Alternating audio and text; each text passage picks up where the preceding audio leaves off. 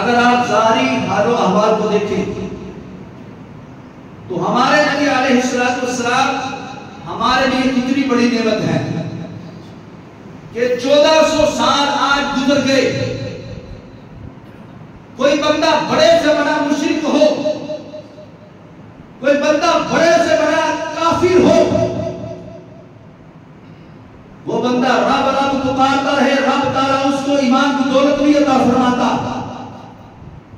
وہ 1,34,000 نبیوں میں سے جس مرضی نبی کا کلمہ پڑھ لے، آج کے دور کے اندر وہ بندہ مومن نہیں ہو سکتا. اس کو رب تعالیٰ ایمان کی دولت نہیں عطا فرمائے گا. آج کے زمانے میں نہ آدم ہے، نہ نوح ہے، نہ ابراہیم ہے، نہ اسماعیل ہے، نہ موسیٰ ہے، نہ عیسیٰ ہے. تمام نبی چلے گئے ظاہری طور پہ. نہ ہمارے نبی علیہ السلام اس وقت ظاہری طور پہ دنیا میں ہیں. تمام انبیاء کرام علیہ السلام رب کا پیغام دنیا میں چھوڑ کے چلے گئے، یہاں سے دنیا سے پردہ فرما کے ظاہری طور پہ.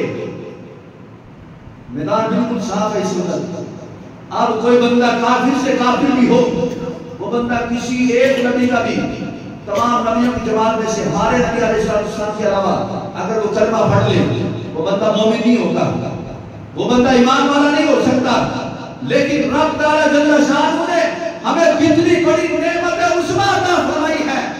ہم اس دور کی بات نہیں کرتے، ہم 1400 سال بعد میں آنے والے اس بے ایمان کافر کی بات کرتے ہیں جو نہ رب کو مانتا ہے، نہ کسی نبی کو مانتا ہے، نہ کسی رسول کو مانتا ہے، نہ آسمانی کسی کتاب کو مانتا ہے، نہ کسی دینی مذہب کو مانتا ہے. لیکن اس کے باوجود اگر وہ میرے مصطفیٰ کا کلمہ سچے دل سے پڑھ دیتا ہے، سبحان اللہ، 1400 سال بعد میں آنے والا پکا بے ایمان کافر اگر وہ بھی میرے مصطفیٰ کا نام لے لیتا ہے سچے دل کے ساتھ، اللہ تعالیٰ اس کے کفر پر ہی دیکھتا ہے، اس کی بے ایمانی پر ہی دیکھتا ہے. یہ نہیں دیکھتا یہ 60 سال کا بابا ہے، ساری زندگی میری نافرمانی کی ہے. اللہ یہ نہیں دیکھے گا، اللہ یہ دیکھتا ہے اس نے نام میرے محبوب کا لیا ہے اپنی زبان سے. اللہ تعالیٰ اپنے محبوب کے ذکر کی برکت سے ساری زندگی کے کفر کو ختم کر کے اللہ اپنے محبوب کی غلامی عطا فرما دیتا ہے. نعرہ تکبیر، نعرہ رسالت، نعرہ حیدری، نعرہ ختم نبوت. تو گویا کہ یہ ماننا پڑے گا دنیا کی جتنی بھی نعمتیں ہیں اپنے وقت تک وہ نعمت کام کرتی ہے جتنی اس کی لمٹ ہوتی ہے.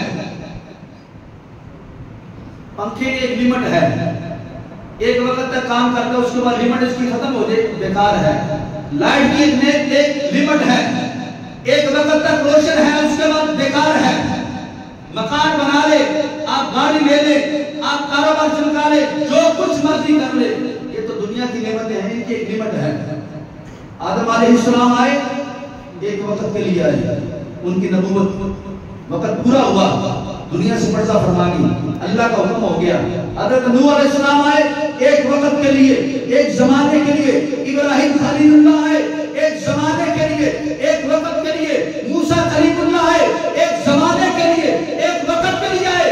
حضرت عیسیٰ روح اللہ آئے ایک محدود زمانے کے لیے، ایک وقت کے لیے آئے. تمام نبیوں کی جماعت اپنا اپنا وقت پورا کرنے کے بعد سارے نبی پردہ فرماتے رہے، سارے نبی جاتے رہے، وہ پردہ فرماتے رہے. لیکن کمال رب تعالیٰ جل شانہ ہمارے نبی علیہ السلام کو بنا کے بھیجا ہے. ایسی عظیم نعمت اس میں رب نے ہمیں عطا فرمائی ہے. میرے مصطفیٰ جب سے آئے ہیں اب تک، اور اب سے لے کے قیامت تک، اور قیامت سے لے کے جنت میں داخل ہونے تک ہر زمانہ ہی میرے مصطفیٰ کا ہے. کیا خبر کتنے تارے کھلے چھپ گئے پر نہ ڈوبے نہ ڈوبا ہمارا نبی. خلق سے اولیاء، اولیاء سے رسول، سب رسولوں سے اعلیٰ ہمارا نبی. غمزدوں کو رضا مجدہ دیجے کے ہیں، بے کسوں کا سہارا ہمارا نبی. وہ نبی رب نے ہمیں عطا فرمائے ہیں کہ ماننا پڑے گا دنیا کی جتنی بھی نعمتیں ہیں اپنا وقت پورا ہونے کے بعد یہ نعمتیں ختم ہو گئی. لیکن جو نعمت عظمیٰ رب نے ہمیں عطا فرمائی ہے